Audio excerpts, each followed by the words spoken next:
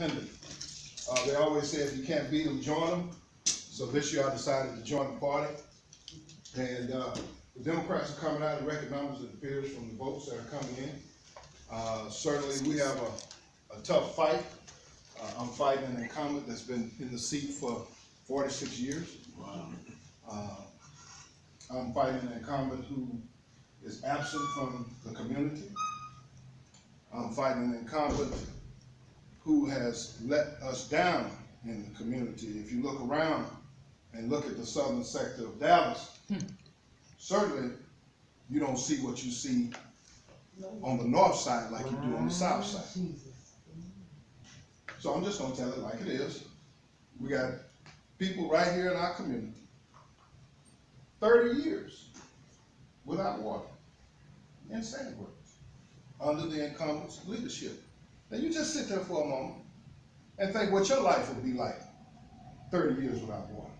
Sitting right next door to the Dallas Water Treatment System plant, and they don't have water. The incumbent can't get them water, but yet the incumbent sits on the Water and Resource Committee. So we violating the Clean Water Act of 1974, and ain't nobody saying nothing. We got $100 million of HUD money missing. Your money, my money. That money was supposed to go to building affordable houses over on this side of town. What is it? That's federal money. 100 million. The FBI is sitting downtown, done set up shop in the city hall right now. Federal money. Ain't nobody holding nobody account. No money, my money. Nobody holding nobody account. But yet, they want to build $400,000 houses down the street here when people can't afford them. We don't have those types of jobs over here. We got warehouses. A whole bunch of warehouses. We need high-tech jobs over here. Because guess what? Robots are going to replace all of us. That's crazy. So, if robots getting ready to replace us, who's teaching them how to make them? Who's teaching them how to code? Who's teaching our children how to do these things? Nobody. Our education is messed up over here. 51% of our schools failing. Sure right about that. Failing. We can't come up because we keep hitting upside the head. Our children are at stake in this election, ladies and gentlemen. Mass incarceration is killing us. Young black and white single females raising kids without no father because they're getting locked up. And then guess what? They get out, they move down the street to the motel down the street. Because they can't find proper housing, they can't find a proper job. They can't get nothing because they're fed. Now we done messed up and crippled our economy because our best capital is human capital. It's human capital. Because if you can't work, you can't do nothing. You can't contribute to society or nothing else. We got a lot of problems that's going on the southern sector of Dallas, from Oak Cliff down to Red Oak, to Lancaster, to Grand Prairie. All your money being spent in Midtown, downtown, uptown. Ain't nobody saying that. All your money, your taxpayer dollars, your federal dollars, all of it is being spent to uplift Midtown, downtown, and uptown, which used to be red line African American communities. So they gentrified our community, moved us out and displaced us. Now, because of that displacement, we can't afford to live there. So the $100 million that could have been spent on this side of town that nobody's holding nobody accountable for, except for the FBI now, the federal government has said we can't even build no more houses over here affordable. So that means we can't get no $80,000, no $100,000 houses over here for quite some time because somebody done stole your money. And you got to hold the current congressperson in charge for that because nobody spoke out. So I'm running not to succeed, but to be an antidote to our problem. And you know what the antidote does. It helps alleviate some of the pain and move some things along. So I'm running to be the antidote to the problem, a youthful antidote. somebody who has experience. I've been on all 7 continents of this planet. I've traveled all over the world. I graduated from Carter High School, first African American and integrated National Geographic magazine as a photojournalist. Integrated the Dallas Morning News when yet they were still 100 years old. This was in the early 80s. Hadn't had one African American in the newsroom. And still it's like that today. See, that's why we gotta tell our own story. We gotta tell our own story. So I'm running to liberate our communities from the colonialist past and the vestiges that have been keeping us down. Because I've seen a lot. I've covered 4 wars around this world. I've been in famine areas. I've been in areas where colonialism, like apartheid, was just had the foot on the people's neck. So I've seen this stuff up close and personal since I left my childhood home 33 years ago in Oak Cliff. And you know what travel does for the mind. It's the great equalizer. You can't tell me nothing if I ain't been in your backyard and you ain't been in mine. So what I'm looking for is your vote. If you hadn't already voted, I would love to have your vote to help liberate us. Give me a chance to prove to you. Because guess what? At the end of the day, you can vote me out. If I don't live up to your standards and what you want done for this community, you can vote me out in 2 years. Well, give me a chance to help turn this community around. And that's what I'm asking for this February. Election day is March 6th. Early voting ends March 2nd. So you still got some time. If you hadn't decided yet, I would love to have you vote. Your vote does count, and I really appreciate y'all having me out, and I love to take questions. If you have any questions, I love to stand here and address and answer any questions you might have. I got 2 questions. What office is that, the Democratic candidate for U.S. Congress? U.S. Congress. Okay, and when you give the name of an incumbent that you're running against? Yes, Eddie Bernice Johnson. Okay. Eddie Bernice Johnson. She's 83 years old. Yeah. She came to power in Dallas in 1972. So, it ain't my fault. The condition is like it is. It's the people that's been voting for us fault. Because y'all been the ones voting for us for 46 years. You gotta look at yourself. 46 years.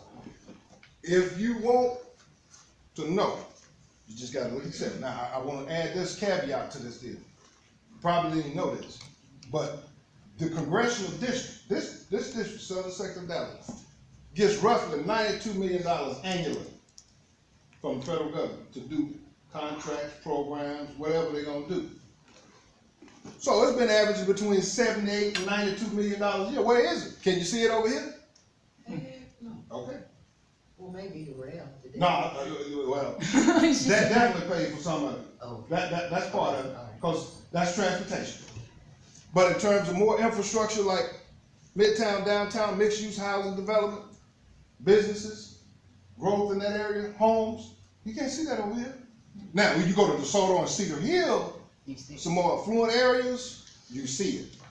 But the real tip of Southern Dallas, District 8, this area over here, District 4 and District 6, those areas. I've been here.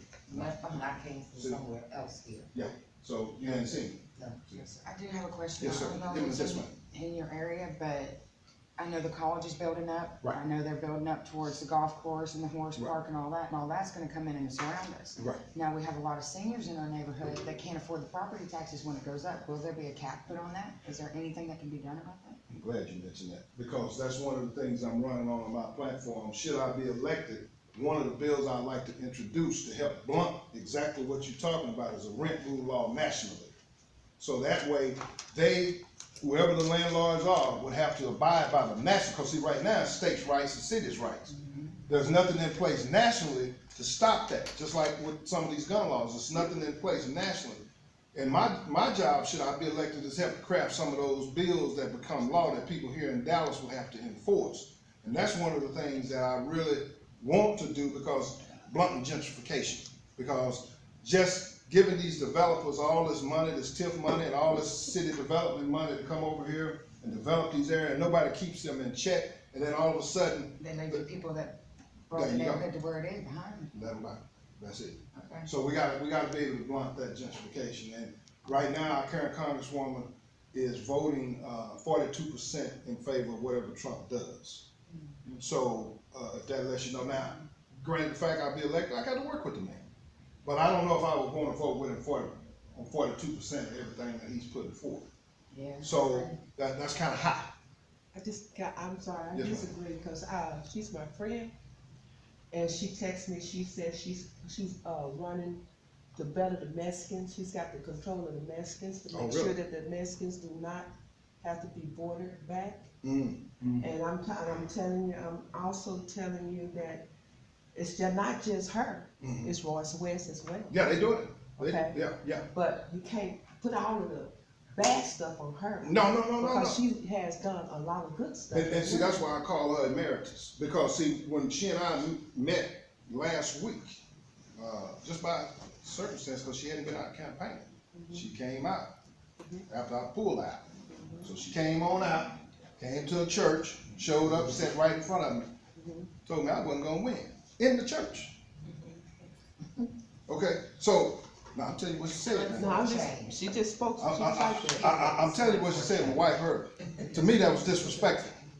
I don't like to be disrespected, and I don't care who you are. She came up and she did that, but at the same time, I respect her for her achievements. I respect her for what she's done. But what has she done for us lately? I'm not gonna give her no slack on that. Okay, so all of that coupled up, she'll never hear me disrespect her. I'll let somebody else do that. But for me, I'm never gonna do that. Because I don't want you to disrespect my achievements should I win. Because I got just as much achievement as she does, she just went down a different road. Everybody has their own path. And how you get there determines whatever car or vehicle you might be riding in. So that's my stance with her. But certainly, I'm not gonna be disrespected by her just because of who she is. So, Yes, ma'am. with Eric Williams. Yes. So, what immediate changes can we expect to see should you be elected to that seat? Well, one of the things that I And think, don't tell us what we wanna hear. No, I'm Tell never us gonna what do you're that. gonna make happen. one of the things that I wanna do is take that $92 million that we get and turn it into a resource revolution. Number one, I wanna make people more aware of the United States Patent Office downtown, where ideas are created and made, especially our young people. Because right now, when you look at the heat map of the US patent where inventions are being made, the southern sector in Texas is bleak and it's black, it's dark. You look up north, it's lit up. So I want to bring technology to the southern sector of Dallas, where we are now having manufacturing and AI and robotics and engineering so that we can get our children up to speed where they can be on a competitive level with the people in China and Asia. Because right now we got money, market, talent, and location right here in the southern sector of Dallas that's been going untapped. We got to tap into that resource. And the only way we can tap into that resource, we got to provide certain organizations, qualified organizations, that I will vet personally to help in those endeavors, to help establish these things with government grants. But certainly, I'm trying to establish new relationships. I'm trying to cut off all the old ones so that we can start a new and a fresh. That's my whole plan. So if people got good ideas when they come to the congressional office, and I see if we done vetted them, and it sounds great and good, and we can get on board with the city to get them to work together with us, which I have relationships with all the city council people, so that's important as well. Those are some of the things I want to do. Job creation and education and poverty are the three main things I want to tackle the minute I get in office. I want to get them people in Sand Branch, get them some clean water so they can take a bath. That's number one. Number two, I want to get over here and maybe see if we can recruit Bill Gates to come over here and establish some kind of research and development training center for our young fellas so that we can get them a job. And then lastly, blue collar workers. We need to get them up to speed on high tech jobs. So we need new training for blue collar workers so that they can be up to speed. And those are the things I'm gonna focus on day one, trying to get that done. Yes, ma'am. Okay, I hear you saying you want to bring in people that have knowledge to teach our young people all the new technological ma'am. situations. Okay.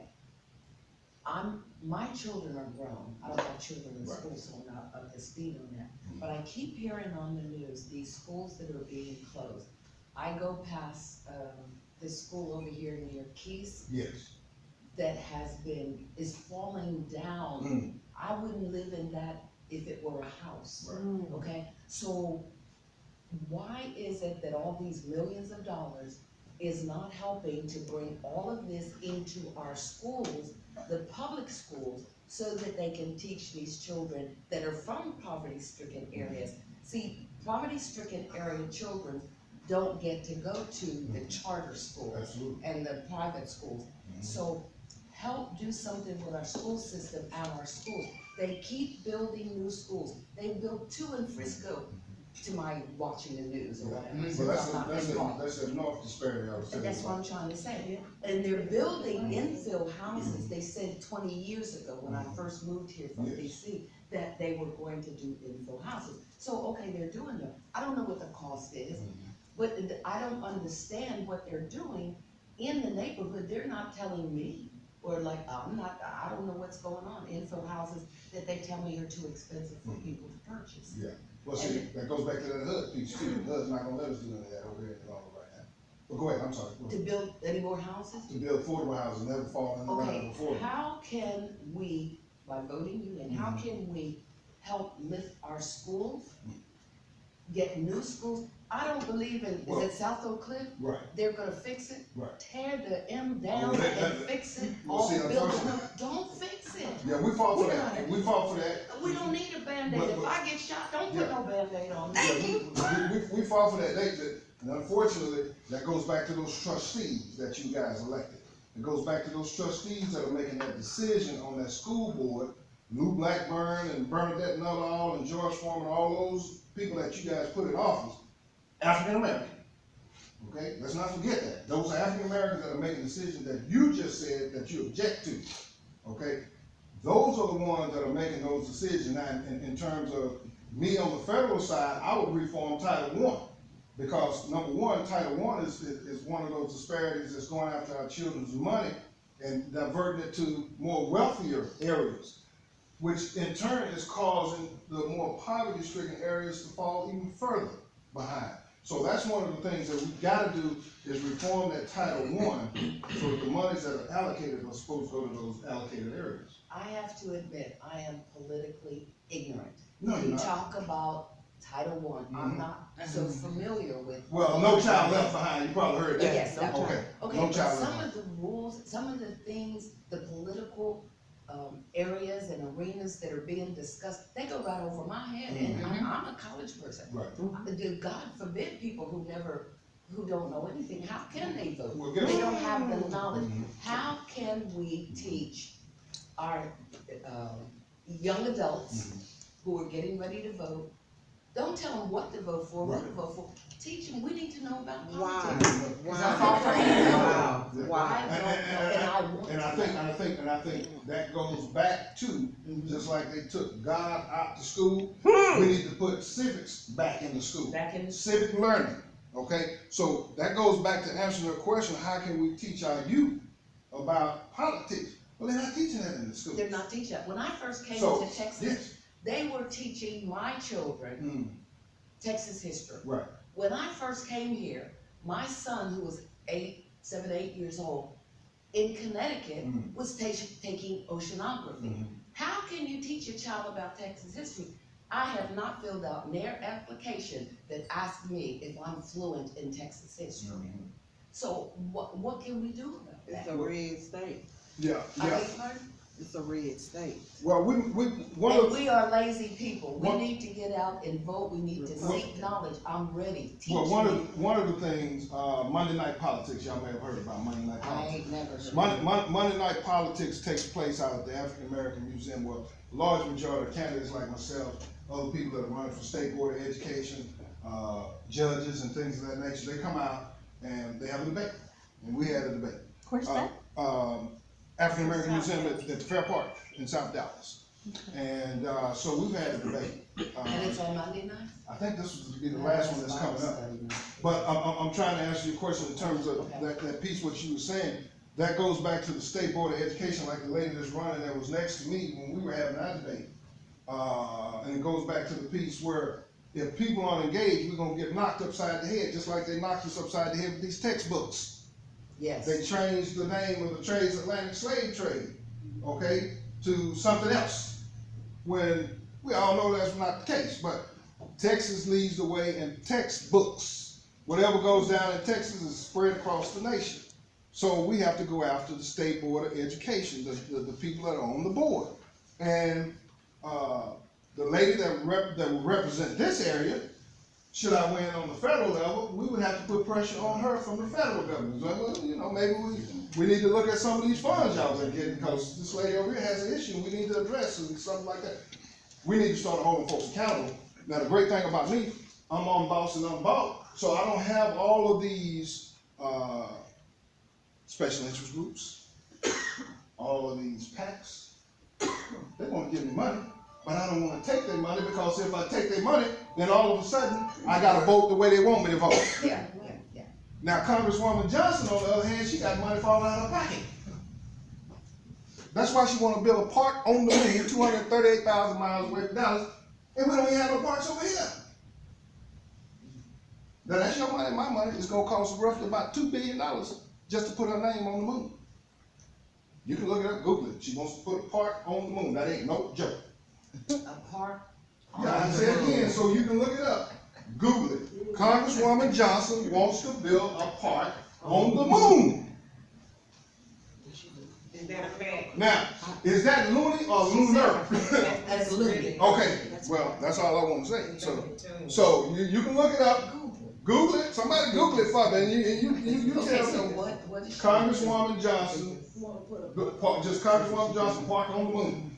Congresswoman Johnson. Yeah. Park. So those are the kind of ideas that I'm saying, that when you're a little bit older, it's all about legacy. There's no disrespect to her, but she's just trying to get her name on the park. Now, Mr. Williams, you said that you were a senator before? No. Journalist and filmmaker. See, this is what I'm talking about stuff. I'm not even a politician. So this is the first political party? Yes, no clip. But I'm not a politician, I'm a journalist and I'm a filmmaker. I'm a budding politician, I guess they would say. Somebody who cares dearly about my community. More importantly, I'm an international human rights advocate. So I fight for everybody, not just one race of people. I fight for everybody. So I've affected public policy and laws through the stories that I've written and covered around the world, exposing certain things so that the government can change it because it was exposed. I'm still continuing that, but now I want to be a part of the other side where I'm actually helping to write and change those laws, not just exposing the people that's doing wrong. You see, so now I want to get inside. Now that I know where the wrongness is, I want to get in there and address the wrongness that I've been able to visualize and see all over the world. Like I said, I don't want to just fight for people in Oak Cliff, because when you're in Congress, you fight for the nation as well as making decisions on the world. Did anybody find that good piece, by the way? Okay. Any more questions? This is totally ridiculous. I just want to say right quick. First, I just want to thank God for all the black people. Thank you. The black men, black ladies, because we are in Black History Month. Yes, ma'am. I want to thank all of you for standing up Yes. for the betterment of our areas. Absolutely. I want to thank you for telling us the things that we needed to know. I thank you for standing up and doing what you do. Yes. And I'm not putting nobody down for what they do, because we are black. And I'm Hispanic too. Yeah.